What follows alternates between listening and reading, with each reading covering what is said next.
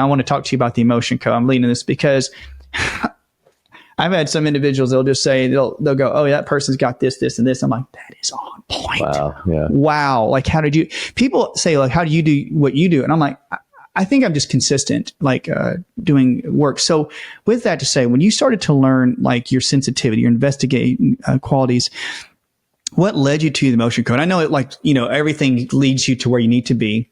But what attracted you to this? Because people out there go, I want to know about emotion code because I'm stuck. So what drew you to that? For me, it was, and by the way, I'll just go back to you too also, is like when you're working with people, don't you realize, or don't you recognize in yourself that because you're consistent, you start to see like, oh, I recognize this. I already know where it's probably going or what this person needs. Yep. Right? And that's exactly when you said, I loved it when you said you kind of feel it on yourself. It's like, I know that it's, I try to be all fancy, but I do read a lot about electrical currents and how they move through systems.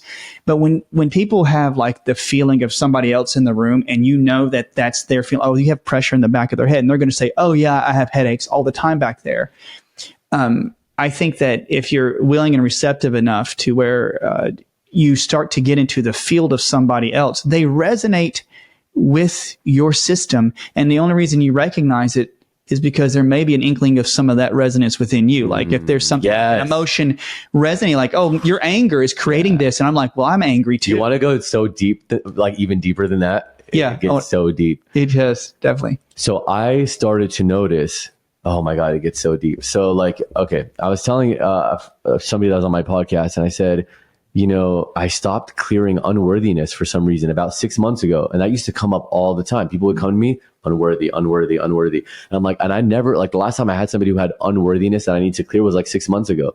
And she was like, you know why, right? And I was like, why? She's like, because you no longer have that in you. Wow. And I was like, oh my God, she's right. And because I would start to notice after that, there was always a theme every week. Like this week, it's like everybody who came to me had a kidney misalignment. This week, everybody who's coming to me has like problems with their, like whatever, Like it was always a theme. And I'm like, this is so interesting. I've taken the last 2 weeks off to do my yoga practice, but the last week that I had was everybody had a misalignment in their skull. Somewhere in their skull. And it was always a different reason. But I mean, like, I'm like, this is interesting. Now, that doesn't mean I have a misalignment in my skull, but like the underlying reasons. So like, I don't just tell somebody you have a misalignment in your skull. I say it's in your frontal bone. It's from a physical trauma when you were 20. And they're like, oh, I hit my head when I was 20. Or a brick, well, literally a woman told me she said a brick fell and hit me in my head, in my frontal bone. Yeah. I'm like, well, that's what that was. But then sometimes it's something like there's an emotion that's stuck there, which that's when we get into the emotion code. Or there's like sometimes, a belief there, or maybe there's a misalignment in your heart. You brought up heart. My favorite thing to clear from anybody is like, especially if they come to me and they're like, I don't know what I want to work on. I heard you on a podcast or whatever, and I resonated and I just wanted to do a session. I'm like, good, let's just work on your heart. Because there's the heart, there's a wall. You brought up the word wall. There's a wall for sure. Everybody. I mean, I don't have one, but most people have a wall around their heart, Yeah. It's like 95% of people probably have a heart wall. Yeah. And it's just basically layers of defense that you put up. So like, let's say your brothers and sisters like, stop crying, whatever. You put up defensiveness. You put up this, you put up that, whatever it is. And it's just layered. So what that's doing is not only do people feel that when you walk into a room subconsciously, but also it is protecting you. So you won't get hurt as easily. Like someone does something, oh, whatever, I don't care. Right. Like it's gotten hard, but also it's not letting beauty and love, like to where you can, I'll be walking down the street and see a tree and just be like, I need to, like, I forgot what I was doing. Like, I'm just so captivated by the beauty. Yes. Or I'll see, like, we're in Tennessee. I'm like seeing rodents on the street, dead animals here and there. I'm driving up here to come see you. Great first impression. Sorry, guys. But I'm literally like, how many people probably are like, stupid animal, like got in my way. I literally want to burst out in tears when I'm seeing it because I'm like, that's life. Yeah. Do you not realize like that's life? Yes. And it tells you, like, when you say the walls that go up, it's like when you're talking about, like if somebody had kidney issues and you don't see the beauty of it, it's like I always see it as a cry for help. Like I used to get hardened towards my patients or something because, I've got to work so much to help them out. But honestly, it's like in some ways that when you see what do they say, the potential of somebody's health. It saddens you when you don't, like, I literally get saddened in my heart. It's like when you see an animal or you see something, like I can't hardly stand to see the devastation of like literally like natural beauty. Like when somebody, I hate to say it, when things are like, when you see those plastic bottles built up in the ocean. Oh yeah. Literally, I'm like, oh my word, I don't even want to look at those things. Oh, for me, it's like if I see an animal like that doesn't know and gets stuck in it. Oh yeah, that's the part where I'm like, I can't even handle it. And I think that when we give that sensitivity to other people, I think like you're saying about like having a particular problem in the heart. And for a while there, I was really looking and finding kidneys on most people. And how do you do that, by the way? How do you know? What's your process of knowing? I use a biofeedback device. It's called a resonator, and it's like a muscle test without having to do the muscle test. And I can show you some. You probably already know what we're talking about. But when I would go down to, they call them the bladder 25 or gallbladder 25 points. They're all around the kidney points, and so they needed to keep getting stimulated. And I was wondering about that, the same as you were talking about the heart. And I call it checking myself. I was like, well, my kidneys don't seem to be that off. And the kidneys usually have to do with, I'm stuck, I'm fearful, I can't move forward in life. But when we see the beauty in other people, I was like, I started taking uva ursine. This is 2 or 3 months after, and I found out I had hidden kidney infection and bladder infection. I said, they were trying to help me. I was resonating with them. They were resonating with me. So they were willing enough to resonate, with me. And that in itself, it's like, tells me, like, I can't fix everything, because the people I'm working with are willing to give me the information they want me to work with. So good. And you know what I mean? Like, that's the only deepness you can go with some individuals. That's me personally. But with this, and I'm going to take away the conversation. This is great. I know. I keep swaying you. Sorry. No. I just want to make sure that I want to get as much information from you as I can, my friend. Now, I was talking about when they talk about with this emotion code. And when we started to work with people, you started working with people. Do you ever use like your other work? You're talking about Vedic work and you're talking about Ayurvedic and stuff. How does that incorporate with your muscle testing too? Not with the muscle testing, but definitely with clients for sure. Yeah. Right. Like I can't help myself. So I'll give advice a lot and like tell them what, but I'm not a doctor, so I can't give medical advice. So I have to just say, suggestions. Or like, oh, well, you know what might be good for that? Like, you should look up so-and-so, and I'll put in my little notes at the end. But yeah, like I got certified in Ayurveda with Deepak Chopra. And then I also, I'm studying currently Vedic astrology, which I know I saw your talk with Dr. Axe about astrology and how you use that with your work, which I thought was really interesting. Yes. So I definitely would love to talk about that. We can even do that on my podcast, which for everyone listening. I love it. Yeah. Dr. Motley is going to be on mine as well. Yeah. And that's so good. And so, yeah, I'm learning both of those things. And I'm just realizing, like with Ayurveda, for example, it's so interesting. Like, for example, I'm Pitta, right? And so for people who don't know, that's very fiery. I get hot easily. I'm like very athletic, very like, the athlete type. So like I get hot, but I get overly stimulated. So I'm always needing to calm my system down, bring it down.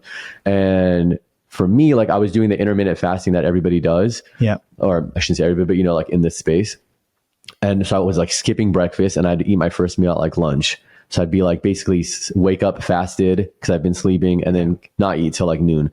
That's like not the thing to do for me. For me, I'm supposed to, and I would be starving in the morning. Like, and I know myself, like I get hungry I'm always hungry. I'm never not hungry. I'm starving right now. Like, you know what I mean? I'm always hungry. And so I was like, I'm going to switch it. When I learned Ayurveda, it helped me a lot because what we're supposed to do, first of all, everybody, but especially Pitta, your fire is starting to get lit in the morning. So you want to feed that fire.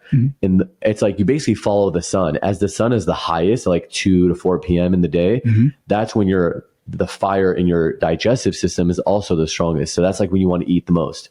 And then you're done after that. The sun starts to go down, everything. So if you're doing intermittent fasting, skip dinner, not breakfast. I think people do breakfast because it's so easy, right? It's like you just wake up, go, and then you have your lunch and your dinner. Yeah. But if you can, it's better for your system to skip dinner. Wow. So that's what Ayurvedic taught me. And like, that's what I help people with, if I'm giving advice that way, or like, what supplements to take, or even that but I'll never just tell the person. I'll always muscle test it and then tell them, because I might say like, oh, I know electrolytes are really good for hydration. Let me just tell them. But no, it might not be for that person. Yeah. Some people have an intolerance to bananas. So instead of just suggesting, I'll say, all muscle tests. And actually a lot of my clients that are long-term, like that come to me once a month or something, they know now, like if they're a package client, they'll know, like they'll save like 5 minutes of the last part of the session to just ask me questions like, hey, this is a list of things I should be doing, yes or no. And it's so funny because sometimes they're testing me and sometimes they're like, they really want to know, but sometimes they just start laughing at the end. I'm like, why are you laughing? They're like, everything you said no to is stuff that I'm intolerant to or shouldn't be taking. I'm like, why would you waste like time trying to test me, you know? They do that But though. they do that. Yeah. They're like, oh, my test I shouldn't have sesame seeds. Yeah. Like, why did you ask Why me did you ask me? Like, I just wanted to know if you knew that. When you're talking about the Vedic body types, that's where, we listen on social media where people will say, hey, everybody should do intermittent fasting. Everybody should do this. And the beautiful thing is with the body type, even certain times of the year, because the fire is hotter in some areas of your digestive system at this time of day, and it stands true for your body type. And then you may shift to wintertime and your body's like, okay, your fire may be a little bit lower at this time, so you need to get more rest at this time. And I think that it's, to me, one of the most ingenious and beautiful systems that ancient health that you can look into, like burning up your fuel. Like, I'm a thin guy. Mm-hmm. My dad's a big, thicker guy. And when you say always hungry, like I've tried, different things, like I should eat more and more in the morning, and it helps me out a lot more. And one of the things that I appreciate about like knowing like your Vedic body type, and also like in the Chinese element type, you're not saying that do I just go by Chinese medicine or Vedic? But the beautiful thing is like I'm more of a woodsy element type, and I have a little bit of fire in me. I can tell I have a little bit. And so now I know my eating habits. You know what I mean? Like when you say I should not skip meals in the morning, definitely middle of the day. But like you just said, in the later in the day, yeah, because you know what happens, and this would happen all the time when I was at Good Morning America. Like they would go send me to do an interview with like Jennifer Aniston's personal trainer or like J-Lo's personal trainer or whoever, right? Wow. Oh, this person, there was like Tom Brady. It was a guy who he would train Tom Brady and Gisele Bündchen together, and like Kim and Kanye together, and like I would go interview these people, but they would also put me through a workout and things like that. It was fun. Yeah, but then what I realized then is that.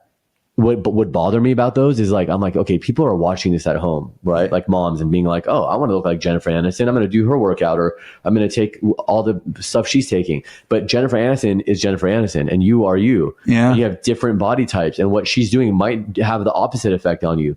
So it really is like everybody needs to get like a personalized, go to somebody, figure out who you are, what works for you. You can do it yourself too. Yeah. Like just, being sensitive, like just how do I feel when I eat this? And then the problem is like a lot of people too, they know, right? Yeah. Like I know it doesn't sit well with me, but I don't care. It tastes good. But it's like discipline also. It is.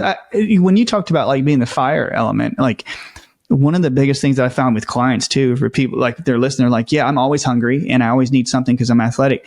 And I was reading like Ayurvedic, and with some of the practitioners that I like to study, they would say that like wheat gluten is harder on the body. And people like, I love the energy aspect of the body typing, because if I ate personally a lot of gluten or wheat products, they'll say, the reports say, okay, gluten has a molecular similarities to some of your thyroid tissue and sticks to your thyroid, then you get autoimmune. I understand that.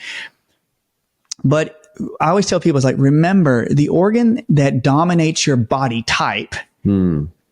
Thyroid's pushing our bodies to burn fuel all day. It's like, you want to nourish that organ. And we're not saying that all foods are bad. I'm just saying like when people come in and they're a big, strong guy and they're probably driven by their adrenals, I'm not going to suggest food, which is what Ayurvedic says, don't eat these foods, because it could diminish the strength of your vital organs.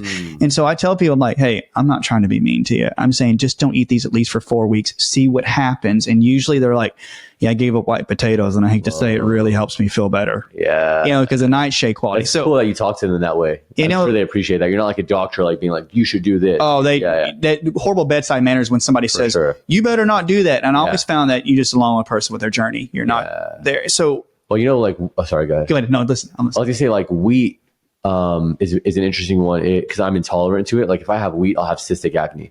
Yeah. Like really bad cystic acne. And in weird places, it wouldn't just be like it'd be like on my neck or like whatever, some weird place.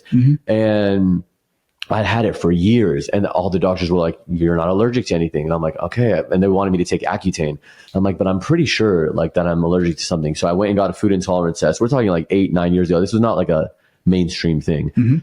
And it was like wheat was on there, eggs and pork, right? And sesame seeds. So I stopped eating those things. But the thing is, like, all the cystic acne went away. My whole point of saying this though is like, it was so hard for me because I loved like bread and butter was my favorite thing. Like just bread and butter. It was like a comfort food. Yeah. And I'd go like to France all the time to the Cannes Film Festival and things like that. And I'm like watching everybody eat the bread, you know, it's like not easy. Everyone's walking around eating a baguette, but knowing what it's going to do to me made it so easy. And like you can find the gluten-free bread. You can find, there's some bakeries now, especially that have like whatever it is that you need, they'll make it. It's somewhere. You know what I mean? Now, yeah. There's gluten-free bread. There's some places in LA where it's like, there's no way this is gluten-free. Like, I'm like, what? It's like olive oil bread or almond bread, whatever it is. Oh, man. But so like, my point is just like, yes, it's hard. I'm not saying it's not hard or whatever, but you know, you do it and then it's not hard anymore. Yeah. Like after, like you said, you tell them to do it for 4 weeks and see how they feel. After like 6 months, I had zero cravings for any of the stuff that I gave up. Oh, you know, it was hardest for me too, brother. Like when I had Lyme infections really bad, like I didn't really do a lot of dairy. By the way, are you Lyme infections in other people or for you? For me. Do you still have it? No, it's like you cured it? I've done, with the methylation and with like working on the liver and just doing like frequency medicine and natural health. Beautiful. Yeah. When you're on mine, we're going to talk about that. We'll talk about it. Lyme down is a question. Yeah. It's really amazing to where when you do give up some things, you would honestly think that there's no way that I can give this up. And then like, I did give up a lot of things. I gave up coffee for 2 years, but when I got better, my CYP genes, they say, were activated properly and I could take in coffee. But, you know, with that though, like when somebody's, you know, talking to us about like foods they need to give up and you have this dependency and this emotional tie, are you finding too that as you're going through your session, and I want you to describe like your sessions and such, but we should do one. Well, definitely. Yeah, definitely. And I want people to see, but when you're leading into that, you can start to see the emotional ties, like not only like, you know, to people or place or thing, but also like to food. Cause I think people like they mimic like their life. They literally, do you ever find that it was like, I need to have a cheeseburger. Right. It's a habit. It's a habit. It's just habit. And it's just like your brain, parts of your brain probably are activated with that morphine effect as much as you have been told that you need this person who may not be the best thing for you in your life. And they say the same areas of the brain light up. And I'm like, you got to break that addiction and you got to break that addiction. Okay. As we wrap up, tell everybody where they can find you on YouTube and Instagram and tell them about your work, your written work and what they can do to get to it. Yeah. So I think my name's a little hard for most people, but it's Frank Elaridi. So if it's somewhere you can just find that, but it's youtube.com/Frank Elaridi. Mm-hmm. And then on Instagram, I'm probably the only Frank Elaridi. Well, the only verified one. Right? Yeah. And then it's F Elaridi is the actual handle. And I do read like most of my messages. But if they want to book a session, the website's the best way, frankelaridi.com. And there's, you can find all this stuff. The journalism is there, but there's a section specifically for energy work. Oh man, I'm telling you, this was a really good talk and I'm just so thankful, man. It's like talking to somebody like kindred spirits, you know, like we can talk about, you know, I always think in frequency medicine and it's like, you can agree with things or you may not agree. It doesn't matter. It's just really good to have somebody you can talk to about it. Totally. Yeah. That's really good. Yeah, agreed. Well, okay. So everybody check out Frank's work. And from all of us here, we're so thankful to have him here. Check out his Instagram page and his YouTube. From everybody here at the Ancient Health Podcast, I'm Dr. Chris Motley. Until next time we do a part 2 with Frank, I hope you guys have a blessed day. Take it easy. Talk soon.